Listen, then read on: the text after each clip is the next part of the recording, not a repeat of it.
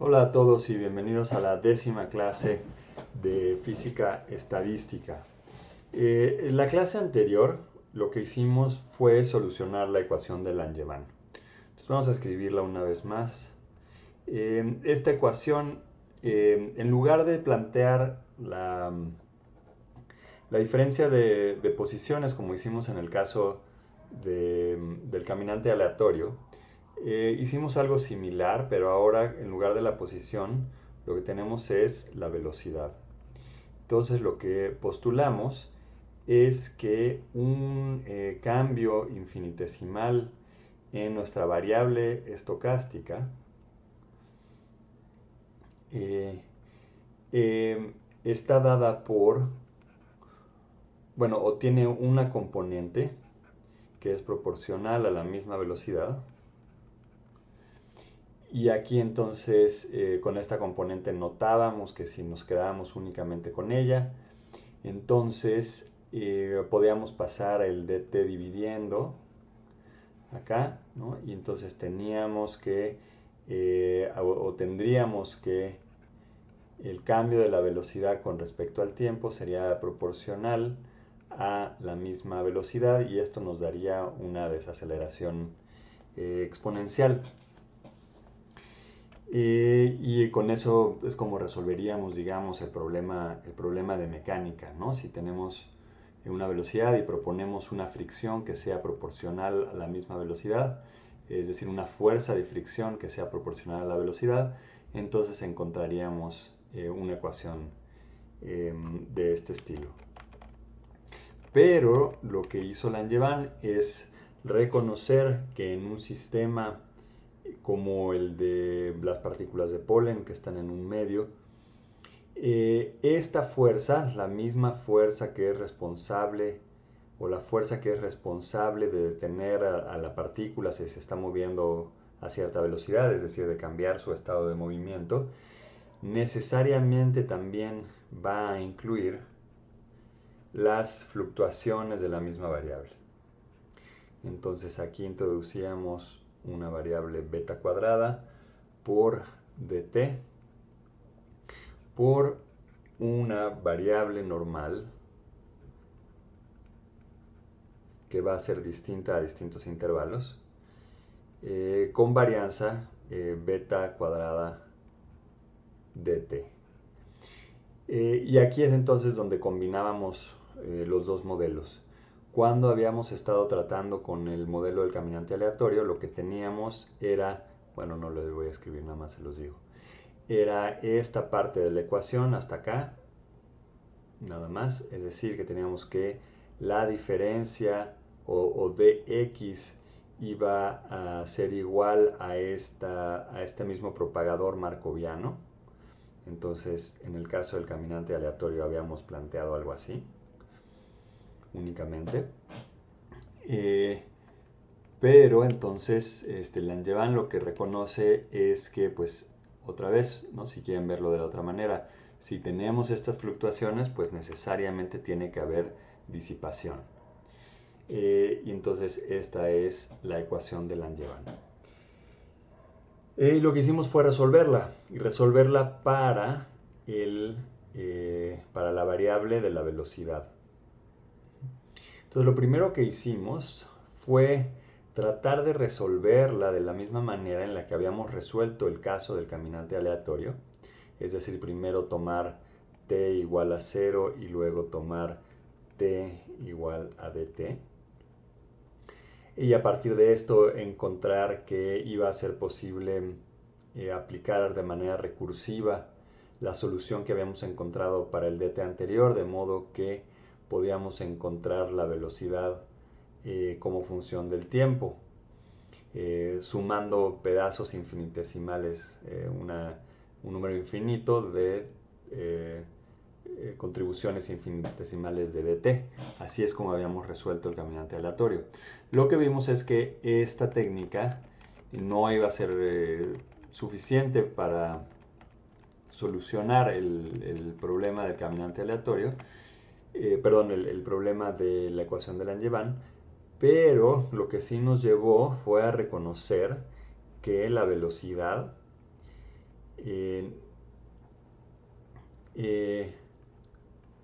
como función del tiempo va a ser una función normal.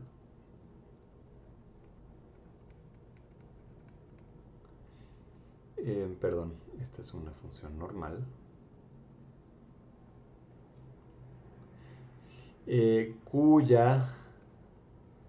Cuyo promedio, cuya media no conocemos y cuya varianza tampoco conocemos. Y esto, como recalqué varias veces, aunque parecía una tautología, en realidad lo utilizamos para, insertándola acá en la ecuación de Langevin, para precisamente encontrar cuál es esta media y cuál es esta varianza.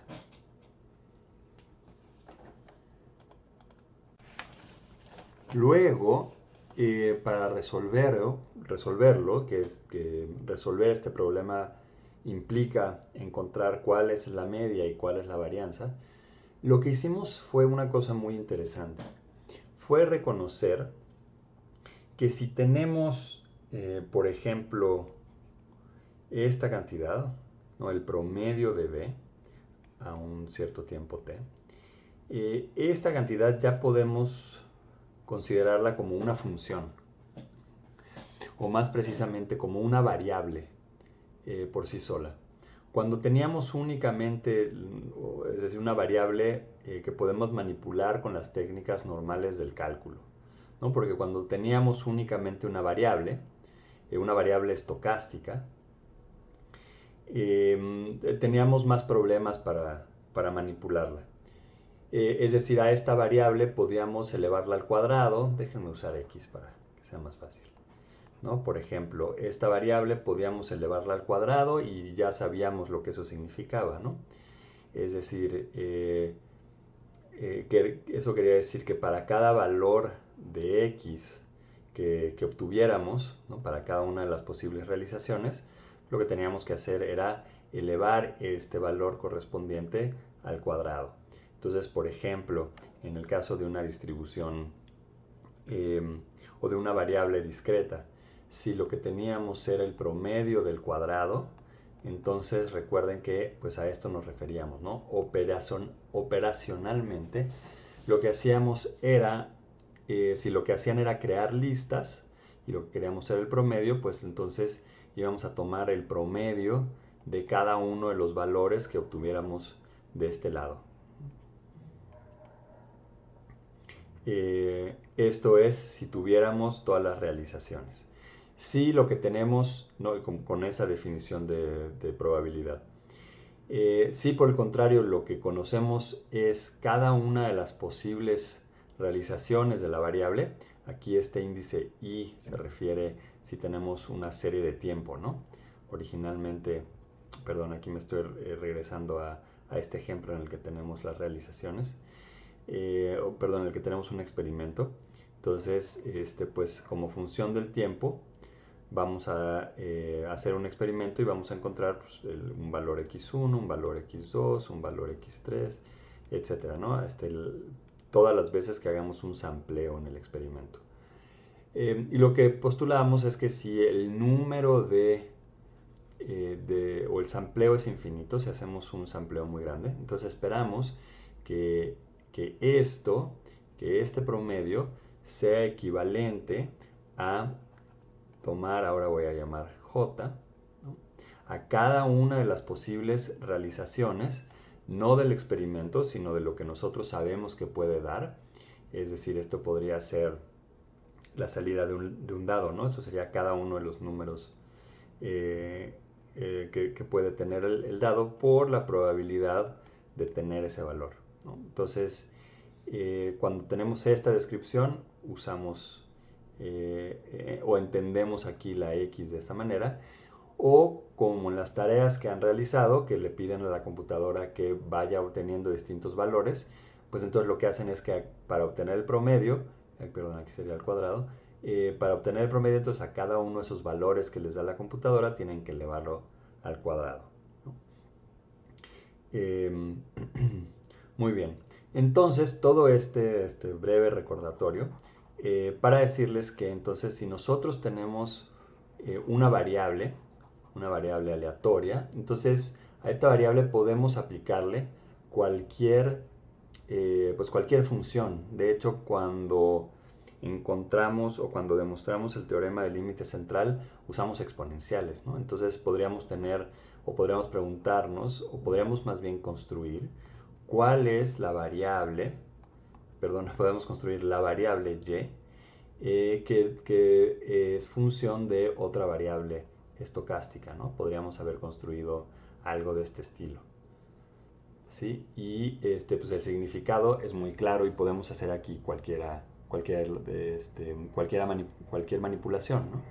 Entonces, esto una vez más, pues lo que querría decir es que si nosotros, perdón, déjenme hacerlo de otra manera. Si nosotros conocemos, o para cada uno de los valores que obtenemos de x, que puede ser con cualquiera de las dos descripciones que hicimos hace un momento, ya sea en el que conocemos el valor y la probabilidad, ¿no? Cada una de las posibles realizaciones y la probabilidad, o estamos haciendo un experimento y obtenemos cada uno de los valores de x, entonces pues lo único que hacemos es para cada valor que obtenemos aquí, por ejemplo x1, x2, acá lo que haríamos para obtener el valor de y, ¿no? Que sería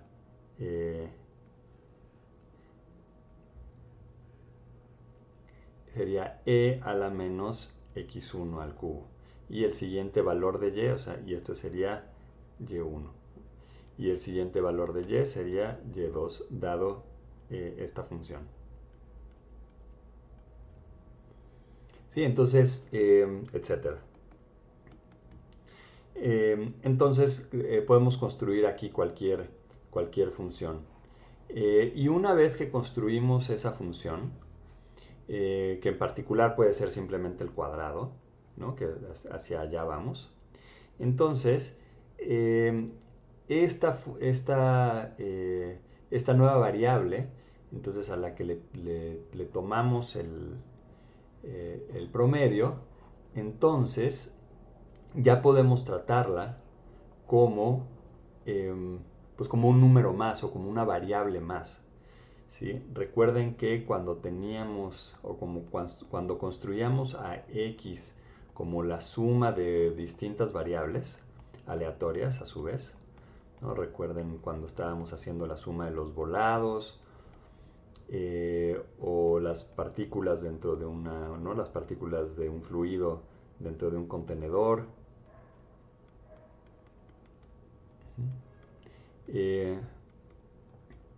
Recuerden que pues cuando teníamos esta descripción teníamos que decir que las partículas eran distintas y hasta, aunque fueran idénticas, eran distintas partículas, no eran la misma, aunque fueran idénticas. Y era hasta que tomábamos el promedio de nuestra variable que ya podíamos sumarlas. Es decir, hasta antes de este punto no podíamos decir, esto es m veces x1, ¿no? Esto no es cierto. Lo que sí era cierto es que una vez que tomábamos el promedio, esto iba a ser m veces el promedio de alguna de ellas.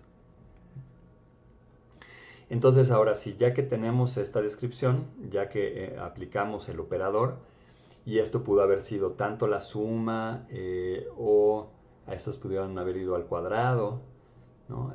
Cada una de estas variables pudo haber ido al cuadrado, y entonces aquí habríamos tenido algo de este estilo. Una vez que ya tenemos el operador del promedio, podemos manipularlo como si se tratara de cualquier variable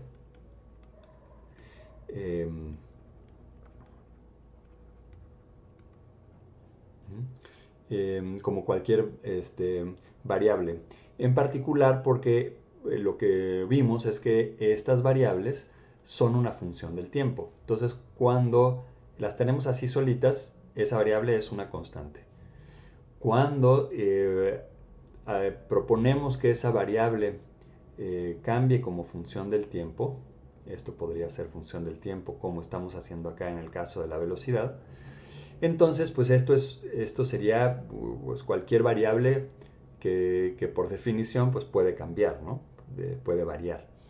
Y entonces podemos establecer ecuaciones diferenciales de de estas variables.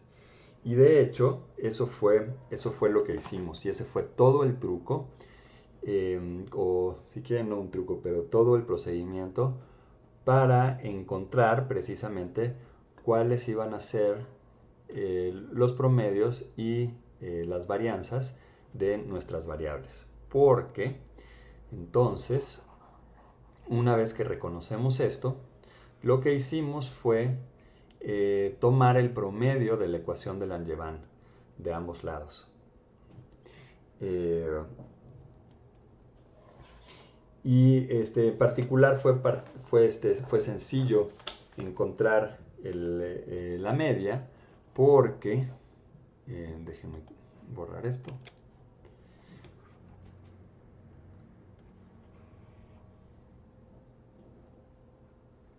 porque bueno, lo primero que hacíamos era tomar el promedio de la ecuación de Langevin de ambos lados.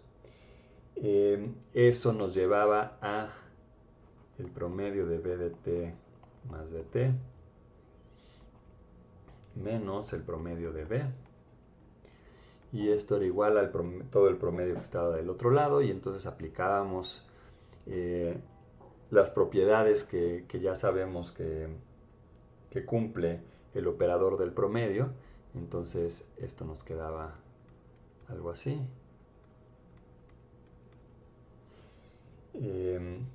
Y luego aquí, esto era muy importante, pues lo que seguía era tomar justamente el promedio de, bueno, aquí ya de una vez lo voy a sacar, acá era beta cuadrada de t, por pues el promedio de esta variable que por definición era 0. Entonces este promedio nos daba 0. Eso era muy sencillo.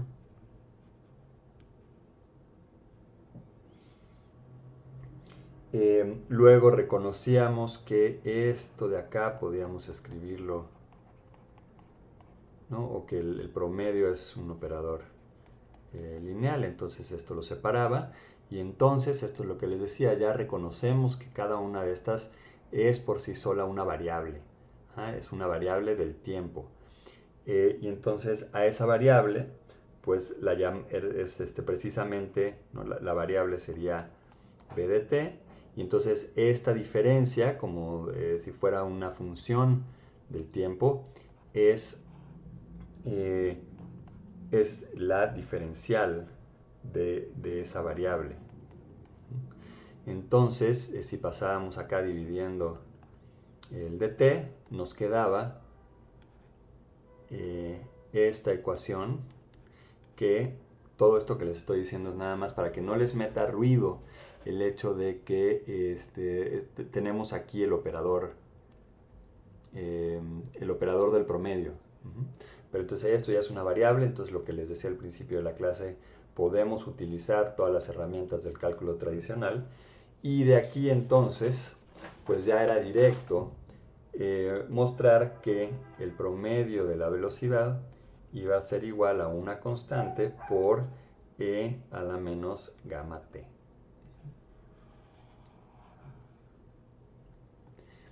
Entonces así resolvimos la primera parte del crucigrama, que era encontrar este promedio. Después, pues nos quedaba encontrar la varianza. Y para encontrar la varianza, entonces, como ya conocíamos el promedio, y pues recuerden que por definición, ¿no? La varianza de nuestra variable, de la velocidad, iba a ser el promedio de la velocidad cuadrada menos el cuadrado del promedio de la velocidad. Entonces ya habíamos encontrado este valor, teníamos entonces que encontrar este de acá. Y de manera análoga, lo que estábamos buscando es una ecuación diferencial de la cual pudiéramos encontrar este valor. De modo que, pues lo que queremos o a lo que nos enfocamos fue a encontrar una ecuación que incluyera esta diferencial. Para empezar, ¿no? Luego íbamos a tomar el promedio. Entonces hicimos manipulaciones en nuestra ecuación para encontrar, para nuestra ecuación de Langevin, para encontrar este término. Entonces, al que es igual, ¿no? Sí, déjenme quitar este paréntesis para no meter más ruido. Entonces, esto no era totalmente directo, pero casi, porque acá lo que teníamos era la diferencia sin los cuadrados, entonces la manipulamos para que en la ecuación apareciera esta parte. Luego lo que hicimos fue tomar los promedios, de la misma manera que hicimos para encontrar el promedio de B, y los trucos, ¿no? Las partes álgidas para esta demostración era primero reconocer que si tenemos una variable normal al cuadrado, ¿no? Este cuadrado aplica a toda la variable, aquí sí, déjenme poner paréntesis para que no haya confusión. Era primero nada más reconocer que, pues necesariamente, dado que la variable estaba centrada en 0, pues la varianza tenía que ser 1. O más bien, como esto era 0, este cálculo era la varianza y la varianza era precisamente 1.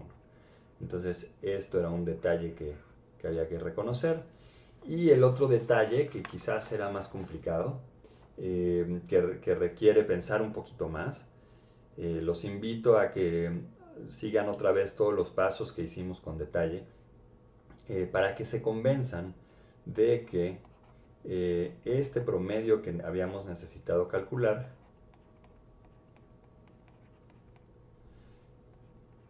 o más bien que las variables incluidas en este promedio que teníamos que calcular eran independientes.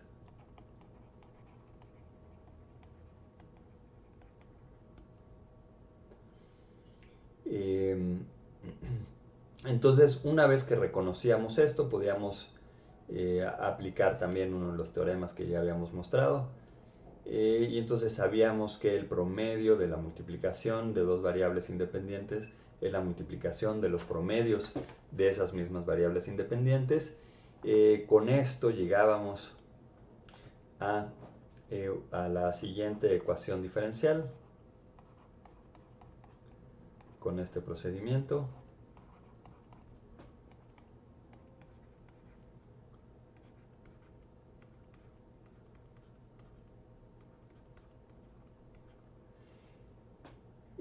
Que ya podíamos resolver por los métodos tradicionales. Y de hecho, pues una vez que lo solucionábamos y que lo manipulábamos para a través de esto encontrar la varianza, encontrábamos que esta última era igual a beta cuadrada entre 2 gamma por 1 menos e a la menos 2 gamma t. Esa era la varianza y el promedio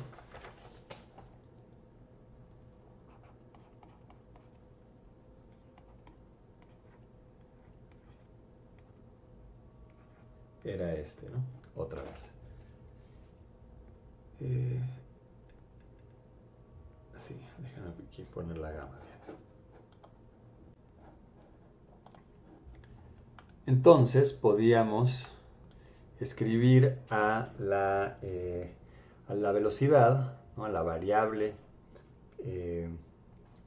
aleatoria que nos da la velocidad como pues una función normal que tiene este promedio y esta varianza.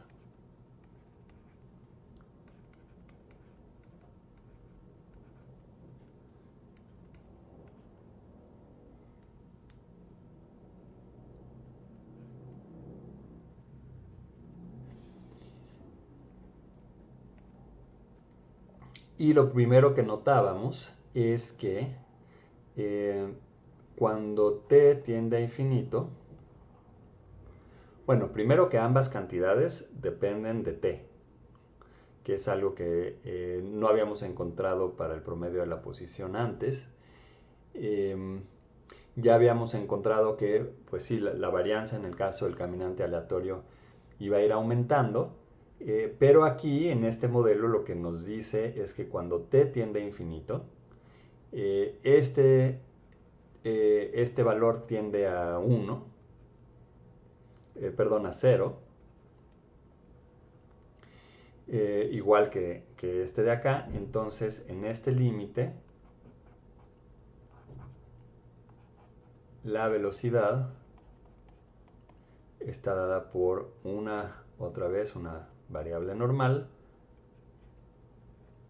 que no se mueve, ¿no? Porque habíamos dicho que a tiempos largos esto se hace 0, y tiene una varianza constante que, y eso es lo importante, depende de los dos parámetros que nos da por un lado, o que nos da cada uno de ellos, la disipación y la fluctuación.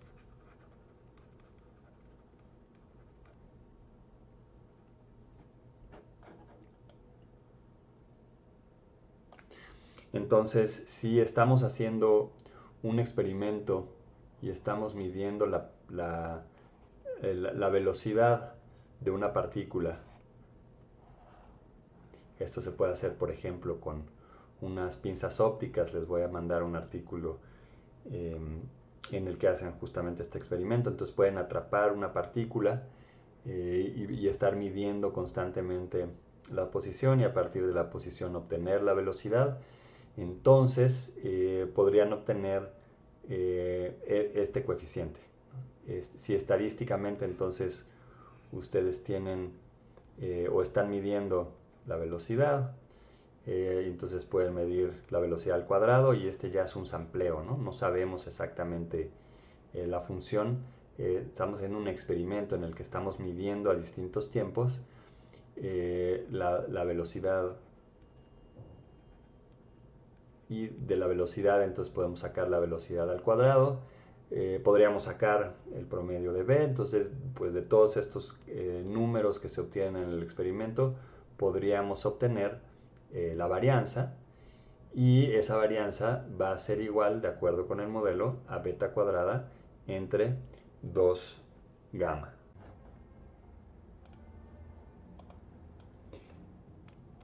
Bueno, y este teorema de fluctuación-disipación es particularmente importante, y se habría descubierto antes si en los estudios que hizo Brown de las moléculas de polen hubiera hecho un estudio sistemático de la dependencia de la magnitud de las fluctuaciones como función de la temperatura. Él lo que hace es calentar distintas muestras, nada más para ver que la característica de que las moléculas que él le llama de estas partículas muy pequeñas sigan vibrando, pero no lo cuantifica. Sin embargo, y esto lo vamos a ver más adelante, entonces por el momento únicamente tómenlo por cierto, Resulta que en equilibrio termodinámico, cada grado de libertad que contribuye de manera cuadrática a la energía tiene como promedio K de Boltzmann, esta es una B de subíndices, K de Boltzmann, por la temperatura entre 2. Esto lo que quiere decir es que, por ejemplo, en el caso de si tenemos una única partícula, por cierto, hay que recalcar que esto es en equilibrio termodinámico y a temperaturas relativamente altas. Pues la energía está dada por pues un medio de la masa por la velocidad al cuadrado. Este es el promedio de la energía, ¿no? Entonces, como la energía está dada por la masa por la velocidad y la masa no cambia, pues el promedio de la energía es un medio de mv cuadrada. Entonces, como la velocidad es un grado de libertad que contribuye a la energía total de manera cuadrática, entonces, este que es el teorema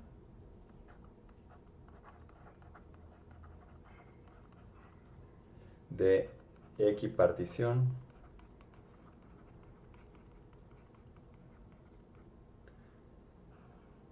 lo vamos a derivar con detalle más adelante, ahorita nada más créanme, nos dice que esto es igual a K de Boltzmann por la temperatura entre 2. Pero, pues vean que, recuerden que para tiempos largos, el promedio de la velocidad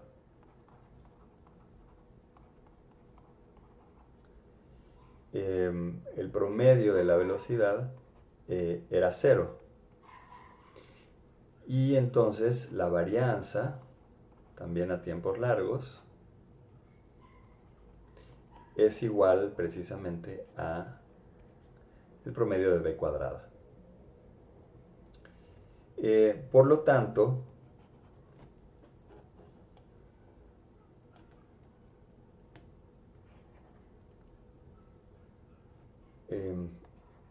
la masa entre 2, ¿no?, de acá por b cuadrada, por el promedio de b cuadrada, es igual a la masa entre 2 por la varianza de la velocidad cuando el tiempo tiende a infinito. Y esto es igual a m beta cuadrada entre 4 gamma, y esto es igual a kt entre 2. Entonces, lo que nos dice el teorema de equipartición y el teorema de fluctuación-disipación es que el coeficiente de fricción y el coeficiente que nos da las fluctuaciones están relacionados a través de la temperatura. Entonces, en particular, el coeficiente de difusión es función de la temperatura. Bueno, y para seguir en este mismo tema, vamos a ver la ecuación de Fokker-Planck. Esta ecuación deben haber oído hablar de ella, pero bueno, si no, no se preocupen. A ver, vamos a empezar por acá. Recuerden que, por ejemplo, en el caso del caminante aleatorio, en el que teníamos esta era nuestra ecuación, ¿no? Porque recuerden que dx, recuerden que dx, pues lo habíamos definido como como x de t más dt menos x de t, ¿no? Esta era nuestra ecuación. Recordarán que precisamente habíamos propuesto que este iba a ser nuestro propagador markoviano y ese fue el sistema que solucionamos.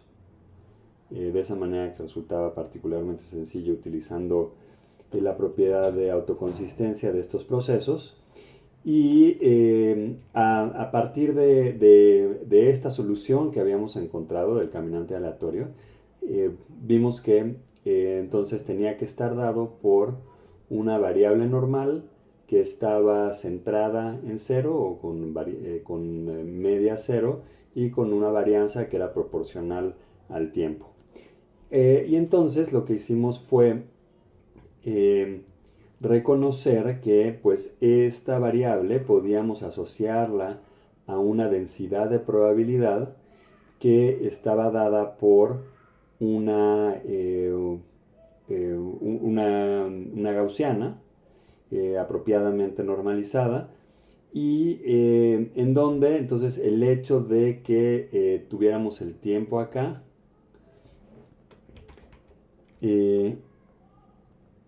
sí que tuviéramos el tiempo aquí como una de las variables y que entonces apareciera acá en la varianza, entonces que podíamos identificar a esta densidad de probabilidad como función entonces de dos variables. Y para ver esto con más detalle, entonces, o con más claridad, pues habíamos graficado cómo cambiaba la probabilidad como función del tiempo. Recuerdan que cuando lo habíamos hecho por pasos, es decir, cuando no en cada paso infinitesimal el siguiente paso está dado por una función normal, que es lo que tenemos acá, sino que cuando teníamos un caminante aleatorio y teníamos pasos discretos, pues ahí también habíamos visto que conforme más pasos tomáramos, la caminata va a seguir centrada en cero, pero la distribución se iba a ensanchar, ¿no? ¿Qué es lo que nos está diciendo esto precisamente? Nos está diciendo que la varianza está cambiando en el tiempo. Y esto lo que quiere decir es que la distribución se va ensanchando. Y habíamos ya también dicho o recalcado que eso el significado que tenía es que si teníamos pues unas partículas o pensemos por ejemplo en un poco de tinta que poníamos en agua, entonces al principio poníamos una gota muy delgadita, quizás caracterizado por esta distribución normal, conforme el tiempo pasaba, pues la gota por difusión iba a empezar a llenar todo el vaso y entonces pues ya era más probable que encontráramos partículas más lejos del centro que cuando el tiempo era más corto. Entonces, esto lo digo para que pues, reconozcamos esta dualidad que existe entre, y que ya habíamos también utilizado cuando estábamos calculando las funciones generadoras de momento, entre la variable estocástica y la densidad de probabilidad. Ahora, esto es cuando calculamos la posición, ¿no? Porque este era el modelo del caminante aleatorio. Pero más adelante lo que hicimos fue plantear a través de la ecuación de Langevin una ecuación que era no sobre la posición, sino sobre la velocidad. Y a su vez reconociendo que dx en dt nos iba a dar esta nueva velocidad que a su vez se tenía asociada a la ecuación de Langevin. Entonces, lo que esperamos, bueno, lo que resolvimos en la última clase de la ecuación de Langevin fue cuánto valía esta velocidad, ¿no? En el sentido de dar su densidad de probabilidad, ¿no? Entonces encontramos la probabilidad, encontramos una probabilidad que era función de la velocidad y del tiempo. Ahora, para resolver el problema completo, lo que tendríamos es entonces que a partir de esas ecuaciones encontrar la posición como función del tiempo. dada por una variable estocástica o de manera equivalente por una densidad de probabilidad que tuviera como variables a la posición y al tiempo.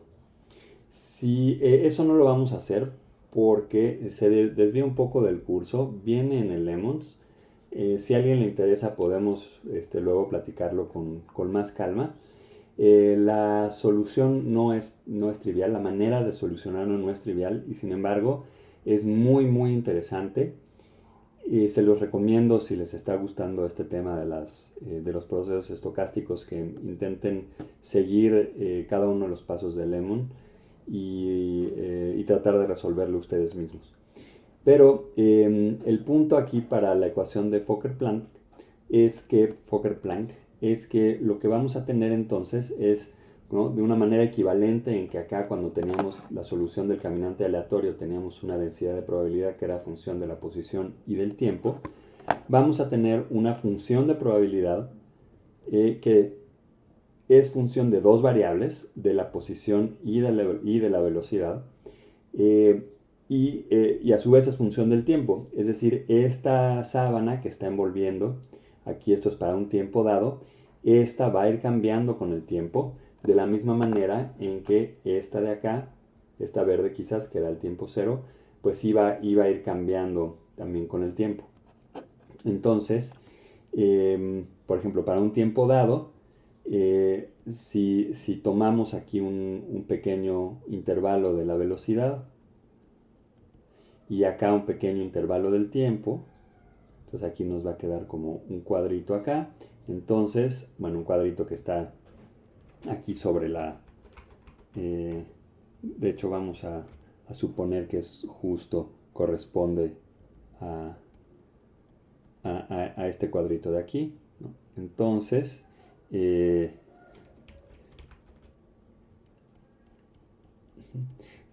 esta área nos representaría la probabilidad a ese tiempo de encontrar la partícula en este rango de velocidad y en este rango de posición.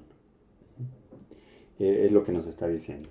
Entonces, el objetivo de la ecuación de Fokker-Planck, bueno, y vean que esto es equivalente, si queremos saber cuál es la probabilidad de que la partícula se encuentre, por ejemplo, aquí en este x más delta x, ¿no?, en este intervalo, pues eso, y al tiempo 2, por ejemplo, pues eso correspondería a la integral,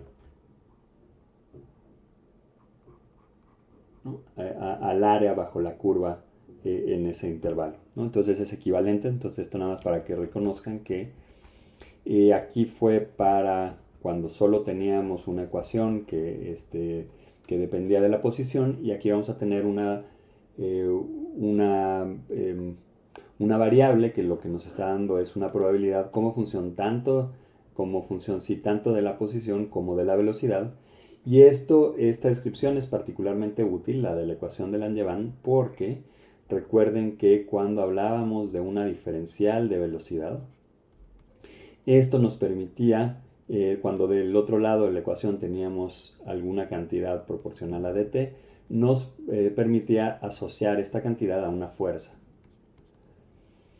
Entonces esto esto hace muy práctico, lo hace en términos muy físicos lo que queremos describir, ¿no? Ya podemos plantear fuerzas que, como en el caso de Langevin, si tenemos una fuerza que es de arrastre, una fuerza que es disipativa, pues ya sabemos que necesariamente va a tener asociada también una fluctuación, esta cantidad.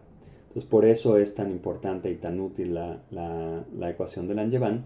Y precisamente lo que queremos hacer con la ecuación de Fokker-Planck es ver de qué manera podemos, dadas las características de la ecuación de Langevin o de una ecuación equivalente, encontrar, aquí lo escribí aquí abajo, encontrar una ecuación diferencial que nos permita encontrar esta densidad de probabilidad. Ese es el objetivo de lo que vamos a ver ahorita. Porque una vez que tenemos ya una ecuación diferencial, pues existen muchísimos métodos, desde analíticos hasta numéricos, para resolverla. Entonces, si podemos encontrar una forma general que a partir de las características de la ecuación que estamos planteando, que nos da la fuerza, o las distintas fuerzas actuando sobre las partículas, entonces podemos encontrar una ecuación diferencial a través de la cual podamos despejar o resolver la probabilidad y entonces encontrar la dinámica del sistema, que es cómo va cambiando la probabilidad de encontrar a la partícula en distintas posiciones a distintas velocidades como función del tiempo. Entonces, ese es el objetivo. Entonces, pues para resolverlo, pues consideremos lo que hemos estado viendo hasta ahora, ¿no? Que tenemos dos variables aleatorias, una es la posición, la otra es la velocidad. A su vez, estas no son independientes, ¿no? Sabemos, como dibujé aquí arriba, que pues se sigue cumpliendo la definición de velocidad, que es la derivada de la posición. Y vamos a plantear la existencia de cualquier función, esta va a ser una función f, que no debe confundirse con la función f del artículo de Einstein. ¿Sí? Esta es cualquier función, no relacionada con nada de lo que hemos visto. Es nada más una función que es función de la posición y la velocidad como variables aleatorias.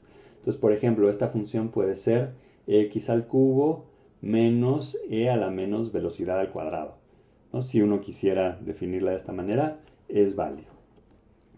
Entonces, y regresando a esta dualidad que planteamos, y recuerden también como demostramos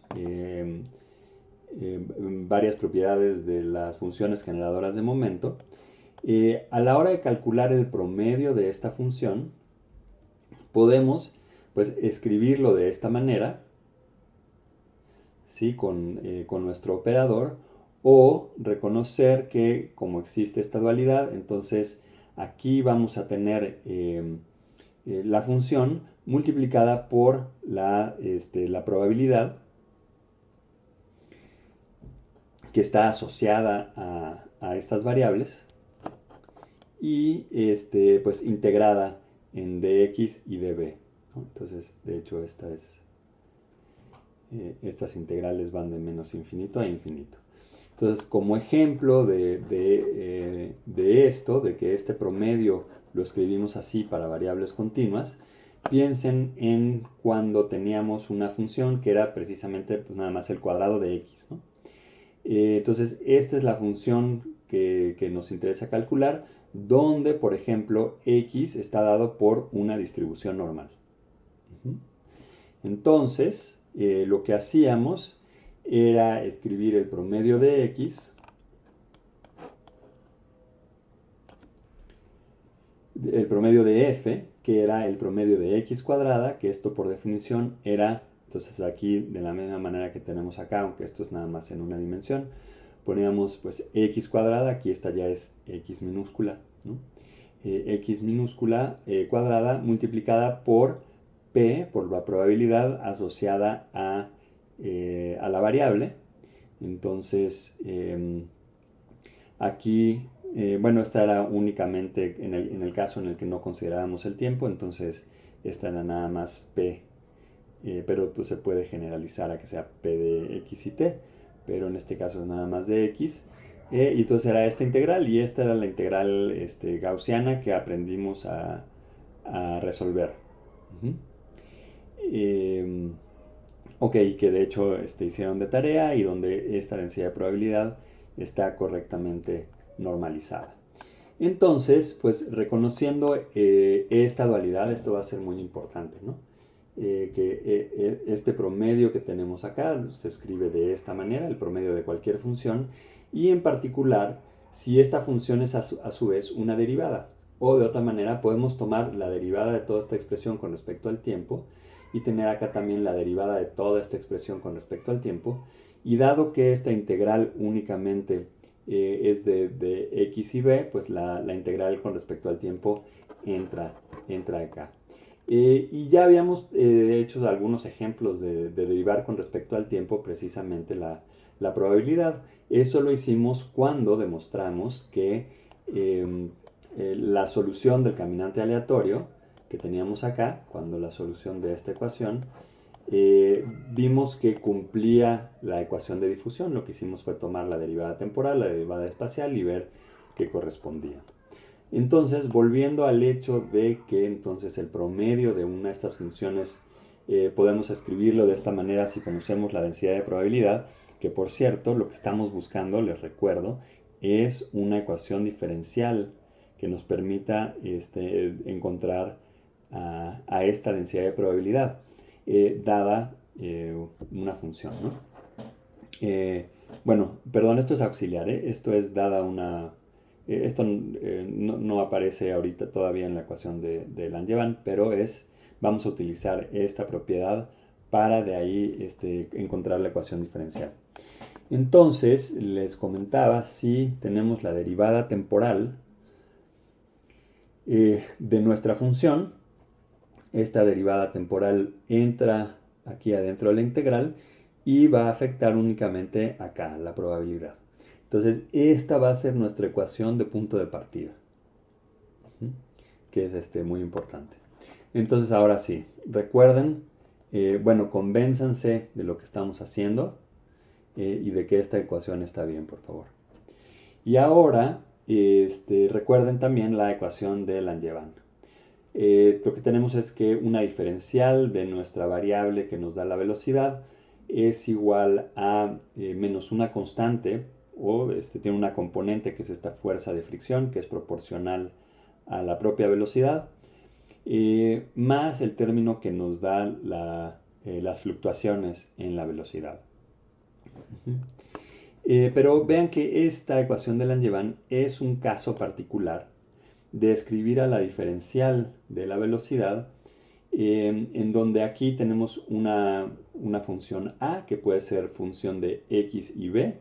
Entonces aquí no son constantes, a y b no van a ser constantes, sino son funciones de x y b, x y b chica, de la posición y la velocidad, y donde también este término de aquí adentro podría en principio también depender de la posición y de la velocidad.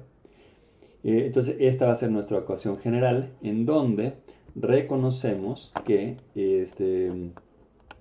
o más bien identificamos, en el caso de la ecuación de Langevin, a la función a como menos gamma por b y a la función b cuadrada como beta cuadrada. Y a estas funciones a y b, que son funciones de la posición y de la velocidad, se le conocen como funciones características, que para el caso de Langevin toman estos valores. Ok, entonces a continuación, no pierdan en mente que lo que queremos es encontrar una ecuación diferencial de P. Entonces lo que vamos a hacer ahora es un poco abstracto, pero ese es nuestro objetivo.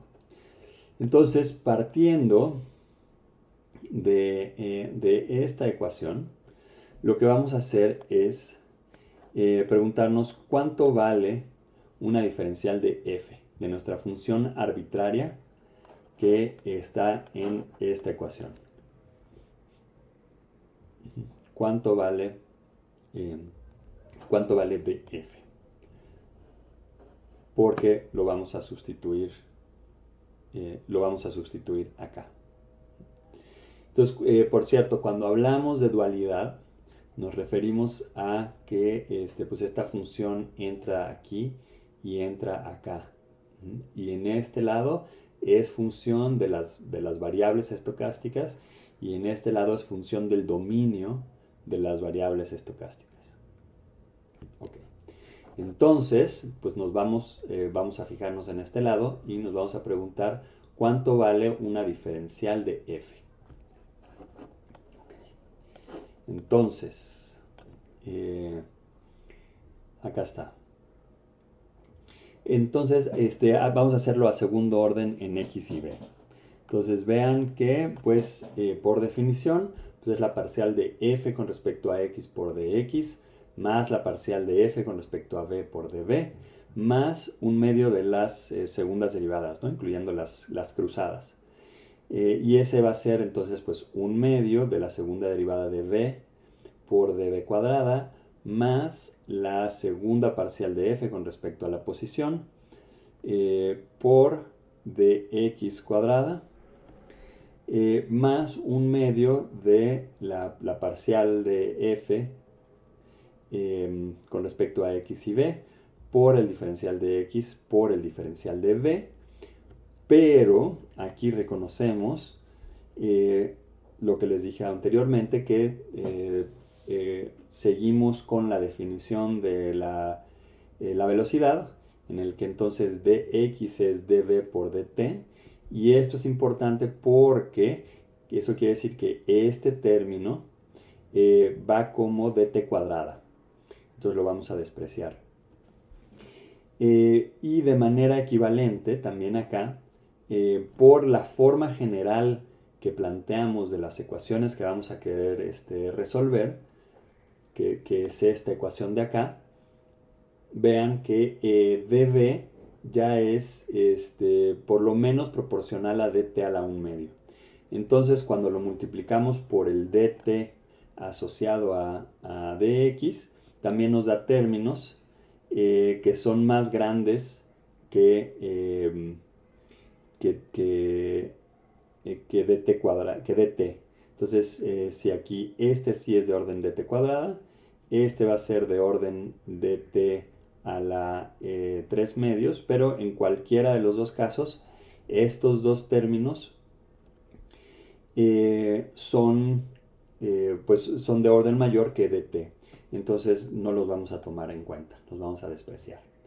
Entonces nos queda únicamente este término que está aquí, este término que está acá y este término de b cuadrada que está acá. Sí, en principio. Ahora, vamos a sustituir la ecuación general que tenemos, ¿no? La ecuación que generaliza a Langevin. Entonces, df es df en dx, y luego aquí sustituimos dx por v de t, es lo que hicimos en este término. Luego acá más, y vamos a tener df en dv por dv, entonces aquí simplemente sustituimos todo lo que tenemos en esta ecuación, más, una vez más, aquí de la misma manera que despreciamos términos de orden mayor, si tenemos dv por dv, el único término que va a ser de orden dt es este al cuadrado, que es b cuadrada por sí, o sea, es 1 medio de la parcial de f con respecto a b, aquí está, por este término al cuadrado. Y sí, aquí me faltó, de hecho, si esto está bien, esto es despreciando estos términos, pero acá nos faltó este término al cuadrado, ¿no? Que de hecho aquí abajo sí lo puse bien, pero nada más para hacerlo bien. Entonces, bueno, ya saben que despreciamos esos términos. Y es este término al cuadrado. Sí, y esto fue despreciando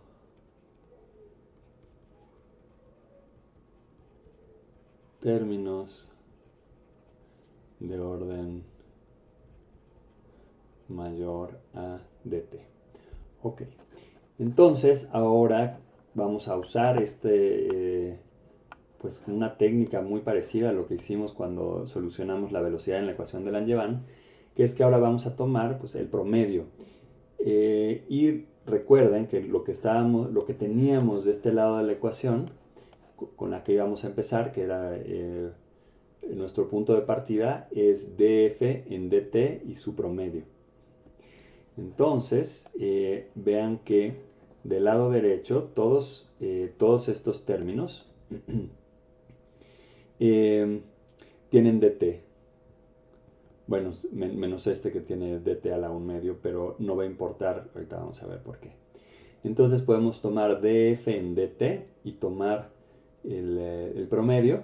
Entonces aquí pues el dt simplemente se va y nos queda el promedio de v por la parcial de f con respecto a x más a, que recuerden que no es una constante sino una función de x y b, por, es este término, ¿no? Por la parcial de f con respecto a b más la parcial de f con respecto a b por este término, pero este término, de hecho aquí me faltó poner, espérenme, algo, porque sumé aquí varias veces, sí, este término lo escribí 2 veces y lo escribí mal. Ok, entonces es ahora sí, este término es esta parcial de b, f con respecto a b, por b cuadrada, pero tenemos que dividir entre dt, entonces esto mete un dt aquí adentro de la raíz. Y ahora tomamos el promedio. Y lo único que tenemos que suponer para poder deshacernos de este término es que estas variables, esta y esta, son independientes. Y como son independientes, y el argumento es un poco el mismo que usamos también en esa parte para solucionar la ecuación de Langevin, entonces esto nos quedaría el promedio de esto por el promedio de esto, y por definición el promedio de este es 0. Entonces este término se va. Y finalmente nos queda el promedio de esta función de acá, que es esto, y que nuevamente estas funciones van a ser independientes. Y aquí vamos a tener el promedio de n cuadrada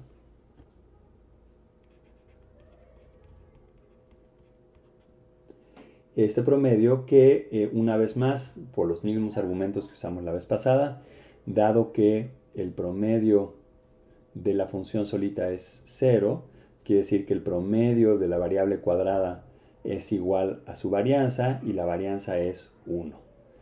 Entonces, el promedio de esta cantidad es únicamente el promedio de la segunda parcial de f con respecto a b por b grande cuadrada. Entonces, sumando este ya se había ido, entonces ahora sumamos este término, este y este de aquí abajo, y aquí están, ¿no? Entonces aquí está la parcial de f con respecto a t, es b por la parcial de f con respecto a x, más a por la parcial de f con respecto a b, más la función b cuadrada entre 2 por la segunda parcial de f con respecto a b.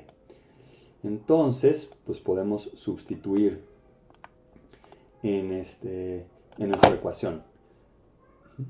Recuerden que de aquí partimos, ¿no? De suponer que era válido escribir que este promedio era igual a el promedio calculado de esta manera. Entonces, esto lo vamos a dejar. Y esta parte, pues vamos a escribirla pues también de esta manera, ¿no? Entonces, esto de acá sustituimos por todo esto y entonces lo escribimos como este promedio, en donde vean aquí están cada uno de estos términos, en donde ahora son las variables, ¿no?, del dominio de la función de probabilidad. Ahora es b chica, es x chica, etc. Entonces terminamos con esta ecuación. Y ahora, fíjense lo que vamos a hacer. Este es también un procedimiento matemático que deben haber visto, pues probablemente en electro, creo que también en cuántica. Y es que lo que queremos es tener de los dos lados de la ecuación, este lado y este otro lado, una cantidad que multiplique a f de los dos lados. O sea, de aquí queremos poder escribir a esto como f por una función, de tal manera que como f es una función arbitraria, recuerdan que f era una función arbitraria de x y b, no hemos dicho nada sobre ella, más que sea continua y diferenciable. Pero como es una función arbitraria, entonces podemos decir que aquello por lo que esté multiplicando a f de este lado y a f de este lado tiene que ser lo mismo. Entonces nos libramos de las integrales. Y eso es lo que nos va a conducir a una ecuación diferencial. Ok, entonces, pues lo que vamos a hacer es reconocer que aquí en estas integrales, que todas son de menos infinito a infinito, cada uno de estos términos incluye a una derivada de f. Entonces lo que podemos hacer, claro, multiplicado por p, lo que podemos hacer es utilizar una integración por partes para, a cambio de expresar esta integral como una cantidad multiplicada por una derivada de p, tener una cantidad que es proporcional a f. Entonces lo que vamos a hacer, vamos a integrar cada uno de estos términos por partes y vamos a usar el hecho de que la función de probabilidad y su derivada tienen que hacerse cero en infinito. Y para eso piensen, por ejemplo, en la función gaussiana, ¿no? Para que esté bien definida, para que esté normalizada, en infinito, o cuando el dominio tiende a infinito, la función tiene que hacerse cero y también su derivada. Entonces, esta es una propiedad que es sensato pedirle a cualquier distribución de probabilidades continua. Ok, entonces, es lo que les decía, tenemos que llegar a una expresión que contenga a f, y lo que vamos a hacer es integrar por partes. Entonces, cada uno de los términos, ¿no? Y para eso, entonces, recuerden, integrar por partes es que si yo tengo y de x, esto es igual a y de z, esto es igual a y por z menos la integral de z de y. Entonces, esto ya no es por ejemplo.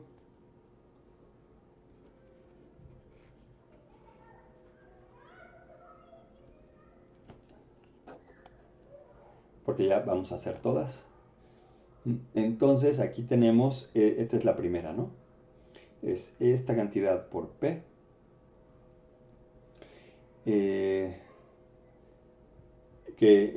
Aquí la tenemos. Entonces,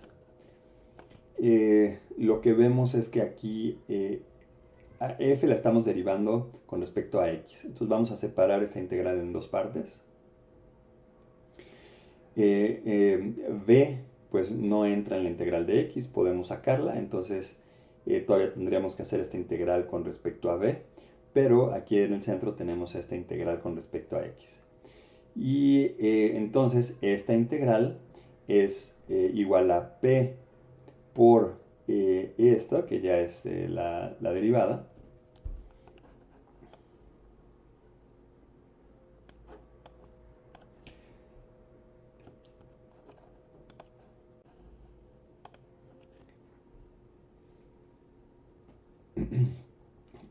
Entonces aquí lo que tenemos pues va a ser p por f evaluada de menos infinito a infinito menos la integral de menos infinito a infinito ahora de f por dp de x.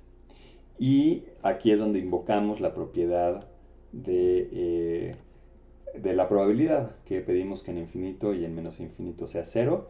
Entonces esta integral ahora ya queda dentro de la de b, pues se reduce únicamente a esta parte de acá.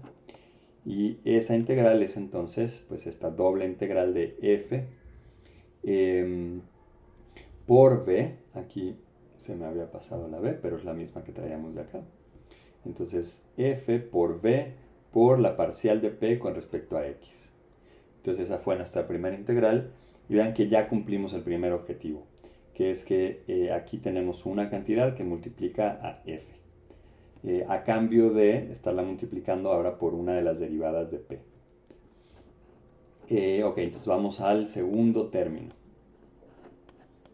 Vamos a resolver este término.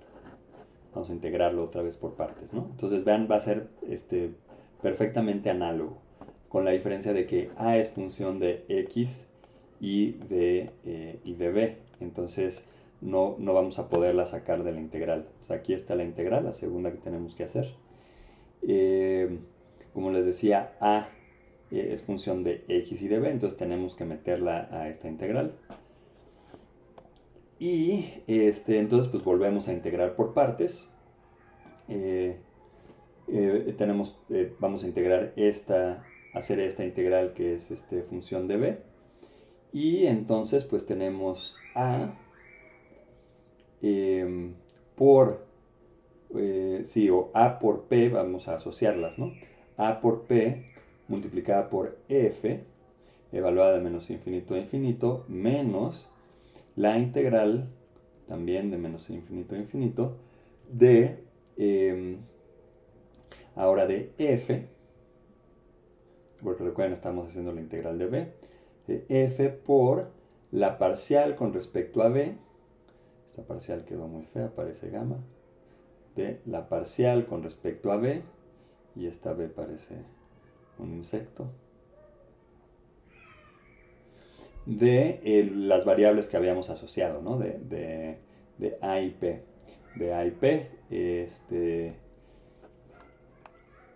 integradas sobre b, ¿no? Y esto está todo en paréntesis y después hacemos la otra integral. Entonces, una vez más, esta función, cualquier cosa que multipliquemos por a, por p en infinito y en menos infinito nos van a dar 0. Entonces, este término se va y entonces podemos integrar, si integrar no es la palabra adecuada, pero ya es meter esto a la integral doble que teníamos. Y entonces es igual a menos la doble integral de f por la parcial con respecto a b de a por x. Perdón, de a por p. De b de x. Entonces ese es nuestro segundo término. Y vamos a hacer entonces el tercer término. Este de acá que nos obliga a integrar por partes dos veces porque tenemos una segunda derivada. Entonces,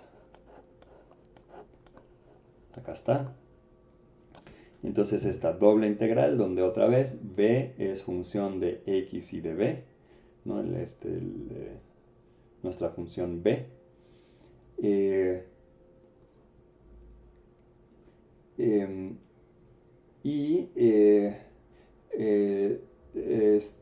Sí, y aquí tenemos una parcial con respecto a b. Entonces por eso primero vamos a hacer la integral con respecto a b.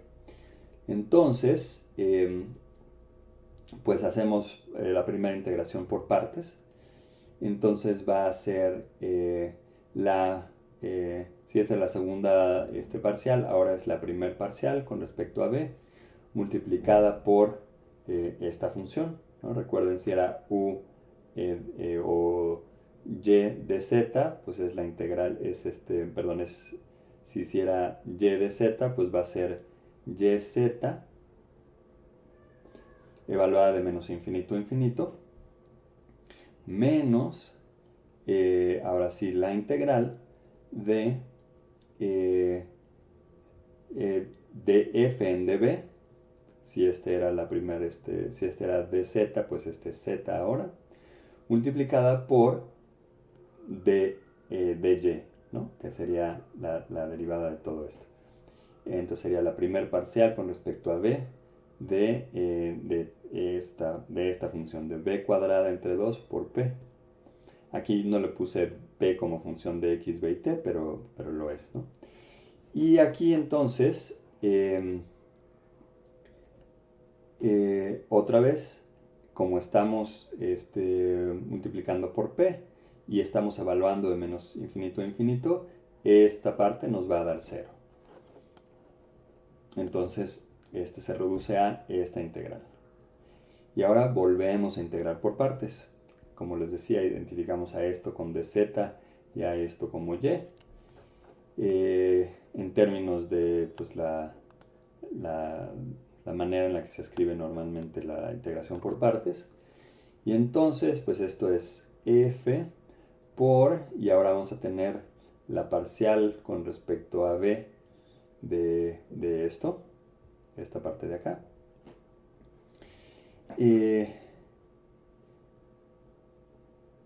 Y esta es, porque si esta sería z, y esto es evaluado de menos infinito a infinito, y una vez más, aquí cuando hagamos esta derivada, nos va a quedar un término proporcional a p y uno proporcional a... no, disculpen, no. Aquí, sí, perdón, sí, uno va a ser proporcional a p y otro va a ser proporcional a la derivada de p. Y como pedimos que tanto p como su derivada se hagan 0 en infinito y en menos infinito, esto va a ser 0, ¿no? Porque va a ser este por la derivada de este más este por la derivada de este. Y tanto p como su derivada en los extremos o en infinitos van a ser 0. Entonces nos queda únicamente este término, que por cierto este signo menos se va con este signo menos. Y ya acabamos, ¿no? Ese es el tercer término que teníamos, es f por la segunda parcial con respecto a la variable de la velocidad por, de esta función, ¿no? b cuadrada entre 2 por p. Entonces sustituimos estas tres componentes, ¿no? Estos tres resultados, y asociamos, que es lo que estamos haciendo de este lado, ¿no? Entonces cada uno de los términos sea proporcional a b, y lo único que estoy haciendo aquí es sumarlos. Ok, y entonces esto es lo que les decía al principio.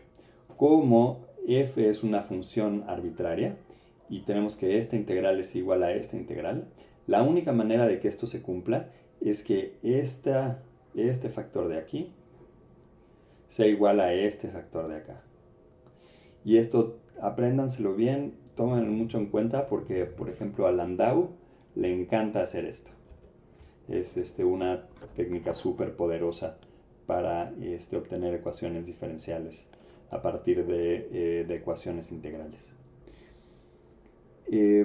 Ok, entonces es lo que les decía, es una función arbitraria, entonces este lado, ¿no? La parcial con respecto a t de la probabilidad es igual a todo este lado de acá. A esta ecuación, que vean ya es una ecuación diferencial, de que nos va a dar p, porque recuerden que conocemos a y a b como función de x y b. Esto se le llama la ecuación cinética. Y para el caso de Langevin, en el que habíamos reconocido que a era menos una constante por b y b en este caso era nada más ahora sí una constante, aunque pudo haber sido función de x y de b, está particularmente simplificado porque es una constante. La ecuación cinética se reduce a esta ecuación de acá, que consiste nada más en haber sustituido aquí, ¿no? Por eso cambia el signo, porque era menos gamma b. Entonces, aquí está la b y aquí está la gamma y cambiamos el signo. Y aquí es una constante, es beta cuadrada que sale de la derivada. Entonces aquí es nada más beta cuadrada entre 2 por la parcial de p con respecto a b.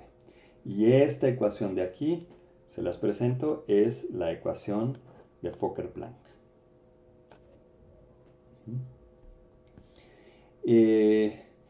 Y es muy útil este formalismo en general porque pudimos haber resuelto esta ecuación diferencial. ¿Sí? En lugar de haber tomado todos esos promedios cuando teníamos la ecuación de Langevin y haber encontrado de ahí ecuaciones diferenciales para, habiendo supuesto que la velocidad era una variable normal, ¿no? Hicimos varias suposiciones correctas, importantes, pero pues no triviales. Si hubiéramos hecho esto que es más general desde el principio, habríamos tenido una ecuación diferencial que pues pudimos haber pedido a matemática o a MATLAB, o si son muy buenos en ecuaciones diferenciales, ustedes mismos haber encontrado cuál era la solución.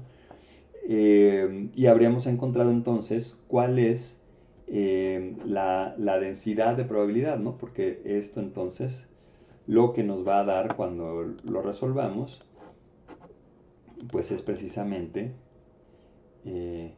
la probabilidad de encontrar la partícula dada una v y delta v en una posición de x porque esta es la densidad de probabilidad, ¿no? X más delta X y ver cómo eso cambia como función del tiempo. Entonces, pudimos haber encontrado, entonces, esta densidad de probabilidad que la asociamos a la variable aleatoria v que nos da la velocidad como función de la posición y del tiempo. Que es justo pues lo que habíamos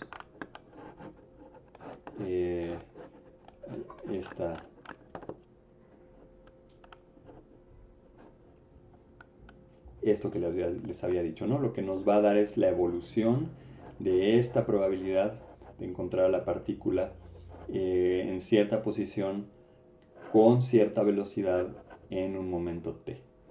Y es la ecuación cinética que encontramos antes de haber encontrado la ecuación de Fokker-Planck. Es todavía más general. Pudimos haber puesto pues más términos a la ecuación, o sea, agregar más fuerzas a la ecuación de Langevin, ¿no? Aquí nada más pusimos una fuerza. ¿Dónde estaba la de Langevin? Ya se me perdió por allá arriba, pero bueno. Recuerdan que era dV igual a menos gamma por V más este otro término que nos daba las fluctuaciones. Pero pudimos haber asociado o haber incluido aquí a otro término. Este era nada más de una partícula en un baño, pero pudimos haber agregado un término que fuera proporcional a la posición, por ejemplo.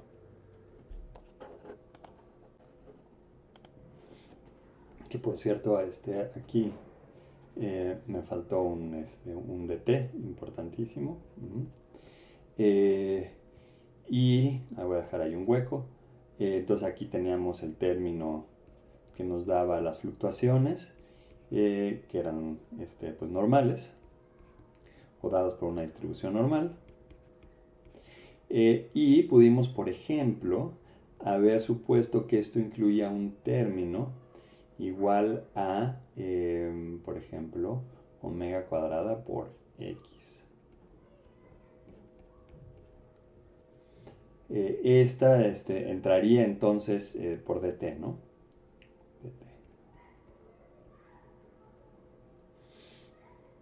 Y entonces, pues esto nos estaría dando pues una fuerza que es proporcional, ¿no? a la posición, y entonces esto sería como un resorte. Entonces, de hecho, perdón, aquí no es igual, sino, uy, qué feo está quedando esto. Dt más, ahí está. Entonces, si esta sería la ecuación, el equivalente a la ecuación de Langevin, pero de un oscilador armónico estocástico.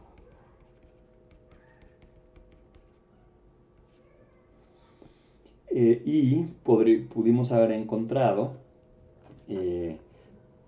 haberlo resuelto, si resolvemos la ecuación diferencial que nos daba la ecuación cinética, habiendo sustituido aquí los términos correspondientes, que ahora incluyen este término, ¿no? Porque recuerden que esta parte de aquí correspondía a nuestra función a, que dijimos que era función de v, bueno, de x,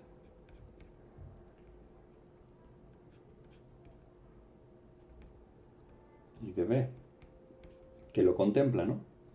Aquí es de x y de b, ¿no? Estamos diciendo que es incluyen ambos términos. Entonces, la solución, o más bien, sí, la ecuación cinética que encontramos contempla esa posibilidad, nada más escribiendo aquí a igual a